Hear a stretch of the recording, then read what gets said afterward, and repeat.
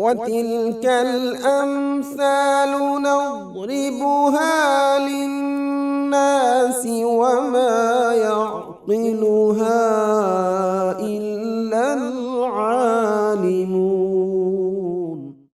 تو جو شخص بھی غفلت کی زندگی بسر کرتا ہو، جو شخص بھی حقیقت تک پہنچنے کی کوشش نہ کرتا ہو، جو شخص بھی ہدایت کی طلب نہ رکھتا ہو، ہدایت کی طرف جانے والا رستہ اختیار نہ کرتا ہو، ہدایت کے لیے آنے والی پکار پہ لبیک نہ کہتا ہو، پھر اس کا حال یہی ہوتا ہے جو یہاں پر بیان کیا گیا ہے۔ یعنی جس طرح جانوروں کو باتیں سمجھ نہیں آتی، اسی طرح ان لوگوں کو ہدایت کی بات سمجھ نہیں آتی۔ ایمان کی طرف دعوت دینے والا، دین کی طرف دعوت دینے والا، ہدایت کی طرف دعوت دینے والا جب ان کو پکارتا ہے تو یہ اس پکار کو سمجھ نہیں پاتے۔ جیسے اگر آپ کسی جانور سے بات کریں، مثلا بلی وغیرہ تو ہر ایک نے گھر میں دیکھی ہوگی، پیٹ رکھا ہوگا، اگر آپ اس سے بات کریں، بعض اوقات اتنی معصوم، کیوٹ، خوبصورت ہوتی، اتنی گہری آنکھیں ہوتی ہیں، کان ہوتے ہیں، چھوٹی سی آہٹ بھی سن لیتی ہے سب، لیکن اگر آپ اس سے بات کریں اپنی زبان میں، انگریزی میں کریں، کسی بھی زبان میں کریں، تو وہ آپ کو دیکھتی تو رہے گی لیکن اس کو سمجھ کچھ نہیں آئی۔ تو اسے حیرت ہوتی ہے نا، ان کی بھی آنکھیں ہیں، ان کے بھی کان ہیں، ان کا بھی سر کھولے تو دماغ نکلے گا اس میں، ان کا بھی دل ہے، وہ کیا چیز ہے جو اللہ نے انسان میں رکھ دی اور ان میں نہیں رکھی؟ ان کی عقل صرف اتنی کام کرتی جو ان کے مطلب کی بات ہوتی ہے۔ تو جانوروں کی طرح ایسے انسانوں کی عقل بھی بس اتنی کام کرتی ہے جس میں ان کو اپنے مفاد اور اپنے فائدے کی کوئی بات سمجھ آتی۔ یعنی کچھ لوگوں کو اگر آپ کوئی اچھی بات بتائیں، دین کی بات بتائیں، وہ سمجھنے کے گویا کہ انہوں نے سنی نہیں، لیکن اگر آپ ان کو کوئی کھانے پینے کی یا ان کو کوئی فیشن کی یا ان کو کوئی ان کی مرضی کی بات بتائیں تو ان کے دل، دماغ، آنکھیں، کان، ہر چیز خوب کام کرے گی۔ تو یہاں پر بات یہی کی جا رہی ہے کہ جس طرح جانور صرف مطلب کی بات ہی سنتا ہے، اللہ دعا و ندا، اسی طرح یہ کفار بھی صرف اپنے مطلب، اپنے فائدے، اپنی مصلحت کی بات ہی سمجھتے ہیں، اللہ کی طرف بلانے کی آواز کو نہیں سمجھتے، اللہ سبحانہ و تعالیٰ کی ہدایت کی طرف جو بلا رہا ہے اس کی بات کو نہیں سمجھتے۔ تو پھر ایمان کہاں سے لائیں گے، ہدایت کہاں سے پائیں گے، عمل کہاں سے کریں گے؟ اگرچہ بات صرف کفر کرنے والوں کی جا رہی ہے، لیکن بعض لوگ زبان سے تو کہہ دیتے ہیں ہم مسلمان ہیں، لیکن اگر آپ ان کو ہدایت کی کسی بات کی طرف بلائیں تو ان کا رسپانس ڈسکریجنگ ہوتا ہے، کیونکہ وہ سننا چاہتے ہی نہیں۔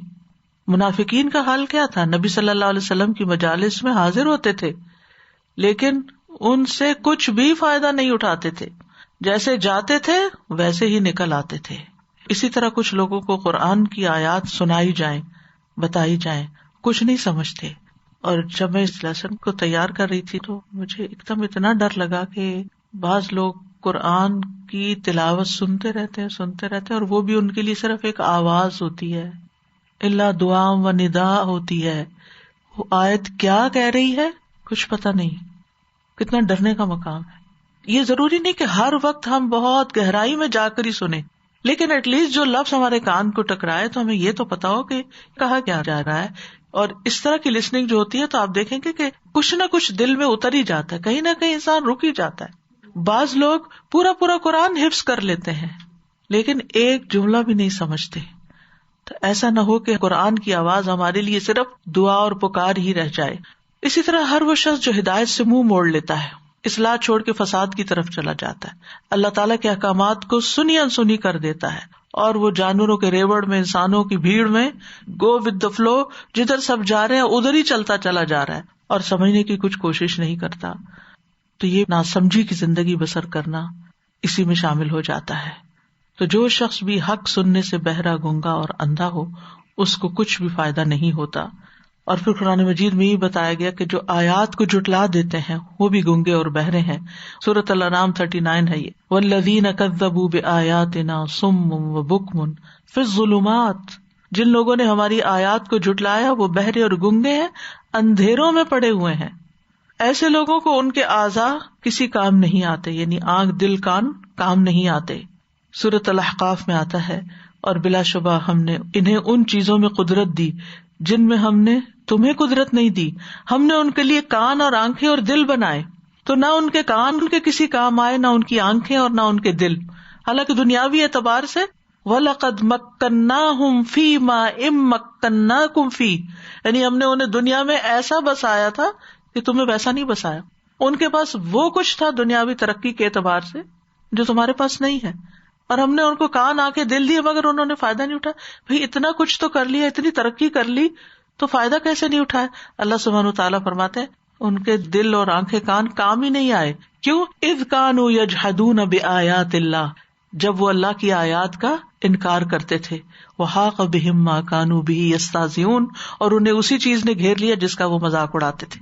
تو بعض اوقات انسان حق کا مذاق اڑاتا ہے، دین والوں کا مذاق اڑاتا ہے، اللہ تعالیٰ کے حکم پہ چلنے والوں کا مذاق اڑاتا ہے، اور وہ سمجھتا ہے کہ وہ بہت ذہین ہے، زیادہ عقل مند ہے، زیادہ دنیا کے بارے میں جانتا ہے، ہائیلی ایجوکیٹڈ ہے، اس لیے اس کو ضرورت نہیں ہے 14 سال پرانی باتیں پڑھنے سننے کی. لیکن پھر الٹیمیٹلی انجام تو خسارہ ہے. اولئک ھم الخاسرون. پیدا اللہ نے کیا، جانا اس کی طرف ہے، اگر اسی کی اطاعت اور عبادت نہیں کی تو کیا لے کے ساتھ گئے؟ پھر ہمارے آنکھیں کان دل یہ کس کام آئے اگر ان سے ہم نے اپنے رب کو نہیں پہچانا اور اپنے رب کی بات کو نہیں سمجھا اور اس کے مطابق عمل نہیں کیا. تو یاد رکھیے ایسے اندھے بہرے ہدایت کی طرف نہیں آ سکتے. اللہ تعالیٰ فرماتے ہیں افانت تسمع الصم او تہدی العمی ومن کان فی ضلال مبین. پھر کیا آپ بہروں کو سنائیں گے یا اندھوں کو راہ دکھائیں گے اور ان کو جو صاف گمراہی میں پڑے ہوئے ہیں. سورۃ یونس میں آتا ہے وَمِنْهُمْ مَن يَنظُرُ إِلَيْكَ أَفَأَنْتَ تَهْدِي الْعُمْيَ وَلَوْ كَانُوا لَا يُبْصِرُونَ. اور ان میں سے کچھ وہ ہیں جو آپ کی طرف دیکھتے ہیں، تو کیا آپ اندھوں کو راستہ دکھائیں گے اگرچہ وہ نہ دیکھتے ہوں. سورۃ روم میں آتا ہے وَمَا أَنْتَ بِهَادِ الْعُمْيِ عَنْ ضَلَالَتِهِمْ إِن تُسْمِعُ إِلَّا مَن يُؤْمِنُ بِآيَاتِنَا فَهُمْ مُسْلِمُونَ. اور نہ آپ کبھی اندھوں کو ان کی گمراہی سے راہ پہ لانے والے ہیں، آپ نہیں سناتے مگر انہی کو جو ہماری آیات پر ایمان لاتے ہیں، پھر وہ فرما بردار ہیں. فہم مسلمون. یاد رکھیے صرف سن کے انٹلیکچولی سمجھ لینا کافی نہیں ہوتا جب تک کہ پھر ان کے آگے سر نہ جھکا دیا جائے کہ اللہ کا حکم ہے لبیک، اب میرا طرز زندگی اسی کے مطابق ہوگا. اور جہاں تک اس مثال کا دوسرا معنی ہے، یعنی غیر اللہ کو پکارنا ایسے جیسے جانوروں کو پکارنا، یا بتوں کو پکارنا ایسے جیسے ناسمجھ جانوروں کو پکارنا جو بات سمجھتے نہیں، تو یہ بت بھی اور غیر اللہ جن سے وہ دعائیں مانگتے ہیں وہ کچھ بھی نہیں سمجھتے. تو یہاں ایک دوسرا معنی بھی اس آیت کا اہل علم نے بیان کیا ہے کہ یہ کافروں کی اس وقت کی حالت ہے جب وہ بتوں کو اپنی ضروریات کے لیے پکارتے ہیں جن کی وہ عبادت کرتے ہیں، جبکہ وہ اپنے معبودوں کو پکارتے ہیں اور ان سے دعائیں مانگتے ہیں.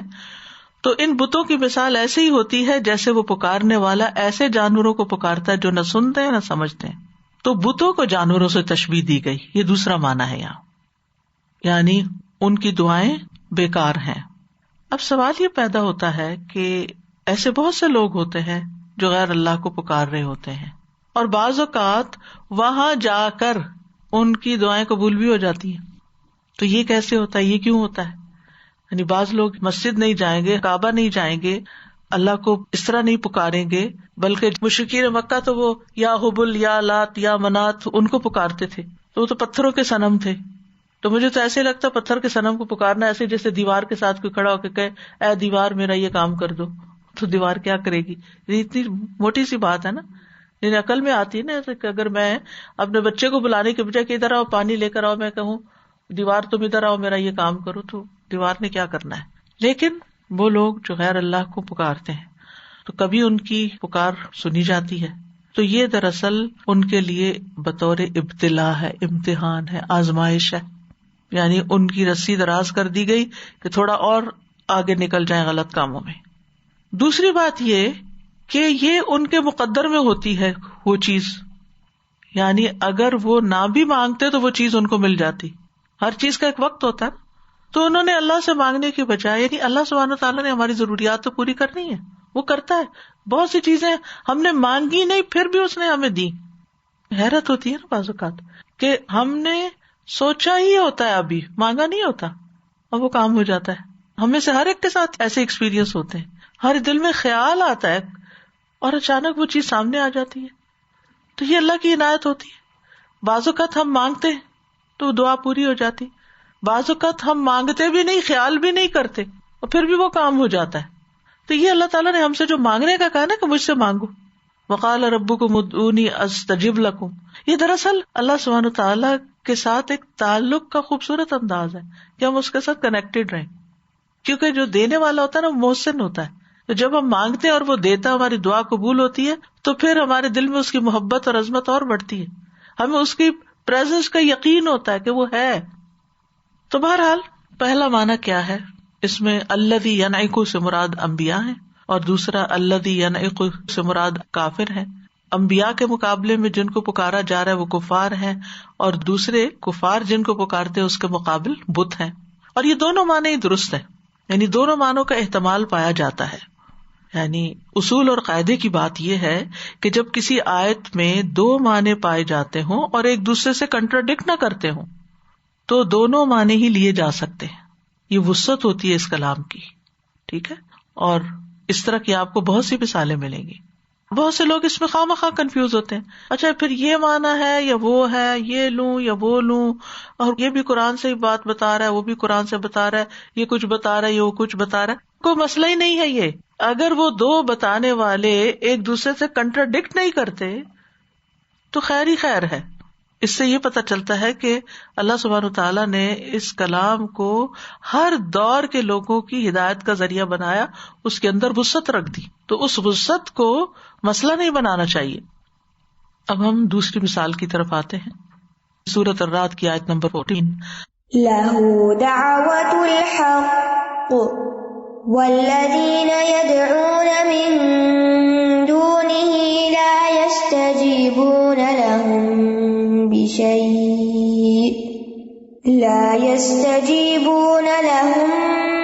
بِشَيْءٍ إِلَّا كَبَاسِطِ كَفَّيْهِ إِلَى الْمَاءِ لِيَبْلُغَ فَاهُ وَمَا هُوَ بِبَالِغِهِ وَمَا دُعَاءُ الْكَافِرِينَ إِلَّا فِي ضَلَالٍ.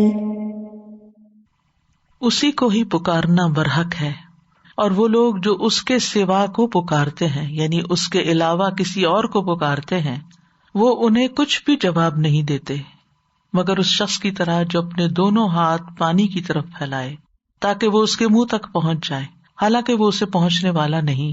اور کافروں کی دعا محض گمراہی کی طرف ہی جاتی ہے.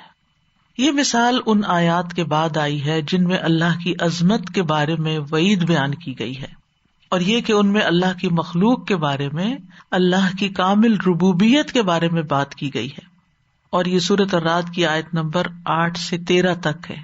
اللہ یعلم ما تحمل کل انثی وما تغیض الارحام وما تزداد وکل شیء عندہ بمقدار، یہ وہو شدید المحال تک. اللہ جانتا ہے جو ہر مادہ اٹھائے ہوئے ہے، اور جو کچھ رحم کم کرتے ہیں اور جو زیادہ کرتے ہیں، اور ہر چیز اس کے ہاں ایک اندازے سے ہے. وہ غیب اور حاضر کو جاننے والا ہے، بہت بڑا، نہایت بلند ہے. برابر ہے تم میں سے جو بات چھپا کر کرے اور جو اسے بلند آواز سے کرے، اور وہ جو رات کو بالکل چھپا ہوا ہے اور جو دن کو ظاہر پھرنے والا ہے. اس کے لیے اس کے آگے اور اس کے پیچھے یکے بعد دیگرے کئی آنے والے پہرے دار ہیں جو اللہ کے حکم سے اس کی حفاظت کرتے ہیں. بے شک اللہ نہیں بدلتا جو کسی قوم میں ہے، یہاں تک کہ وہ اسے بدلیں جو ان کے دلوں میں ہے. اور جب اللہ کسی قوم کے ساتھ برائی کا ارادہ کر لے تو اسے ہٹانے کی کوئی صورت نہیں، اور اس کے علاوہ ان کا کوئی مددگار ہی نہیں. وہی ہے جو تمہیں بجلی دکھاتا ہے ڈرانے اور امید دلانے کے لیے، اور بھاری بادل پیدا کرتا ہے، اور بادل کی گرج اس کی حمد کے ساتھ تسبیح کرتی ہے، اور فرشتے بھی اس کے خوف سے، اور وہ کڑکنے والی بجلیاں بھیجتا ہے، پھر انہیں ڈال دیتا ہے جس پہ چاہتا ہے، جبکہ وہ اللہ کے بارے میں جھگڑ رہے ہوتے ہیں، اور وہ بہت سخت قوت والا ہے. ان باتوں کے بعد، یعنی اللہ سبحانہ تعالیٰ کا تعارف کرانے کے بعد کہ وہ کون ہے، کیا کچھ کرتا ہے، کیا اس کی قدرت ہے، کیا قوت ہے، کیا عظمت ہے، اس کے بعد یہ بات کی گئی کہ لہو دعوت الحق، اسی کو پکارنا برحق ہے. تو جب ان آیات میں ہم غور کرتے ہیں تو ہم دیکھتے ہیں کہ یہ آیات پوشیدہ چیزوں کے بارے میں اللہ کے کمال علم کو ظاہر کرتی ہیں. یعنی اگر آپ غور کریں نا ان میں تو آپ دیکھیں گے کہ رات کو چھپنے والا، پھر پہرے دار جو حفاظت کر رہے ہیں، پھر ہر مادہ جو کچھ اٹھائے ہوئے ہے، یعنی پیٹ کے اندر جو کچھ ہے، جنین وغیرہ. پھر کسی قوم کی حالت نہیں بدلتی جب تک ان کے دلوں کا حال نہ بدلے، تو دلوں کے اندر جو کچھ ہے وہ بھی چھپا ہوا ہے. پھر اسی طرح بادلوں سے جو بارش کا سلسلہ ہے، گرج اس کی حمد کے ساتھ تسبیح کرتی ہے، وَلَٰكِن لَّا تَفْقَهُونَ تَسْبِيحَهُمْ، ہم تو نہیں سمجھتے ان کی تسبیح، جیسے ایک اور جگہ پر آتا ہے. تو ان آیات میں اللہ سبحانہ وتعالیٰ کے کمال علم کی بات پتہ چلتی ہے کہ وہ باتیں جو ہمیں نہیں پتا، کسی اور مخلوق کو نہیں پتا، وہ اللہ جانتا ہے.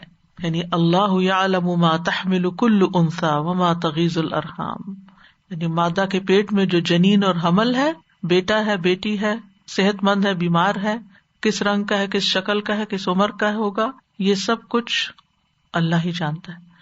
کب وہ گرو کرتا ہے، کب اس کی گروتھ رک جاتی، یہ بھی اللہ ہی کو پتا ہے. اس کو اندر ہی اندر کیا بیماری لگ جاتی ہے، کیوں لگ جاتی ہے، اللہ ہی کو پتا. کہ بعض اوقات ڈاکٹر سے پوچھتے بھی ہیں تو کہتے ہیں ہمیں اس کی ریزن نہیں پتا کہ کیوں ایسا ہو گیا. پھر آپ دیکھیے عالم الغیب والشہادۃ الکبیر المتعال، یعنی غیب اور حاضر کا جاننے والا ہے، بہت بڑا، بہت بلند ہے. سواء منکم من اسر القول ومن جہر بہ، اللہ کے لیے برابر ہے جو بات چھپا کے کرے اور جو ظاہر کر کے کرے، جو رازداری سے بات کرتے ہیں، جو بلند آواز سے بول کے کرتے ہیں، جو رات کے اندھیرے میں گناہ چھپاتے ہیں اور جو دن کی واضح روشنی میں گناہ کرتے ہیں. اللہ سب کچھ جانتا ہے. لہو معقبات من بین یدیہ ومن خلفہ، اللہ تعالیٰ نے انسان کے اوپر فرشتے مقرر کر رکھے ہیں، حالانکہ وہ خود بھی جانتا ہے کہ انسان کیا کرتا ہے. هو الذی یریکم البرق خوفا وطمعا، وہی تمہیں دکھاتا ہے بجلیاں خوف اور طمع کی حالت میں، یعنی لوگوں کو اس میں امید بھی ہوتی ہے کہ بارش برسے گی. یعنی یہ اللہ کی قدرت کے ساتھ یہ سارا کام ہوتا ہے.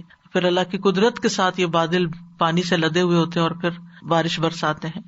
وَيُسَبِّحُ الرَّعْدُ بِحَمْدِهِ وَالْمَلَائِكَةُ مِنْ خِيفَتِهِ وَيُرْسِلُ الصَّوَاعِقَ، یعنی رعد کی تسبیح کرنا اور فرشتوں کی تسبیح کرنا، اور پھر صواعق کا بھیجنا یعنی کڑاکوں کا بھیجنا.